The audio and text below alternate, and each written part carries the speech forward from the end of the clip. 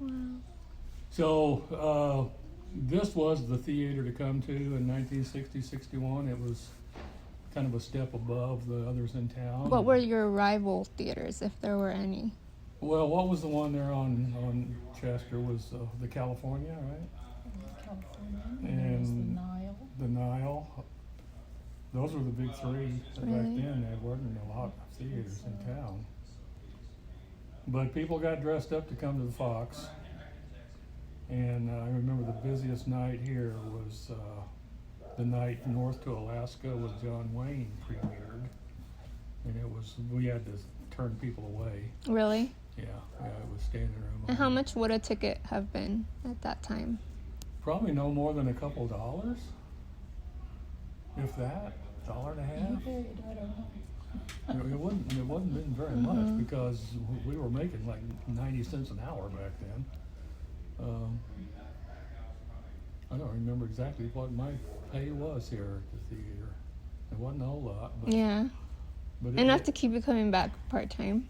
Yeah, I mean, gasoline back in those days was like 25 cents a gallon, so you could get by pretty good on a small wage.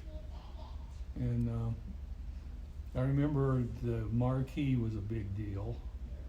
Everything had to be centered perfectly, and Mr. Winslow or Mr. Nikolai would come out and they'd make you move it, an inch and a half or 2 inches one way or the other if they didn't think it was balanced. Wow. And we knew they were just kind of using their authority, if you will. Like, I want to show them who's boss, so move everything. I know, And it's we- kind of we hard got- because the ladder is so big. I got up on it one time and Yeah. I was like, oh no. Oh yeah, we diagrammed everything out Really? before you put it up, and so we knew it was perfectly centered. And I told in the email I sent, the other fellow, Frank, he did the left half of the marquee and I did the right half that night. And Mr. Nikolai made me move everything over like 2 inches. And then I walked around to Frank's side and I noticed that Ricardo Montalban was misspelled. Oh no. And I pointed it out to him, and he said, that's all right, nobody will even notice. They don't know how to spell Montalban. So he didn't have to change a misspelled word, but I had to move the whole marquee an inch and a half. Oh my gosh. Were the marquee letters all red back then? Because we've seen pictures where they also use blue letters or small letters. There were some blue. I believe they were kind of mixed. Like maybe at the beginning of a word, sometimes it was blue and then red. Yeah, I You kind of know, seen pictures like that because we only have red ones. So I don't know Yeah. what happened to the blue ones. Oh, yeah, those were kind of flimsy plastic kind of things, and they got brittle, and if you dropped one of them, you ruined it. Yeah, they're a little fragile. Yeah.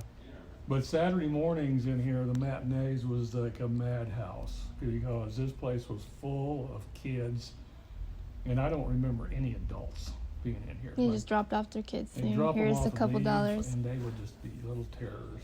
Oh no, you guys were the I was walking babysitters. I was walking right down this aisle and got hit in the back of the head with a snow cone.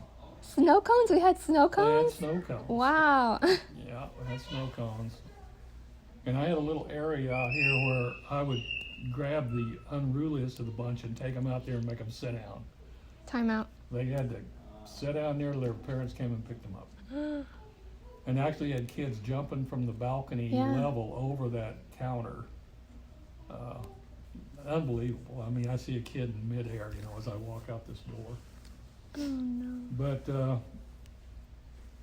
it's kind of neat to come back in here after all these years. Yeah. The last time we were here was for a Moody Blues concert. So that's been close to 10 years ago, probably.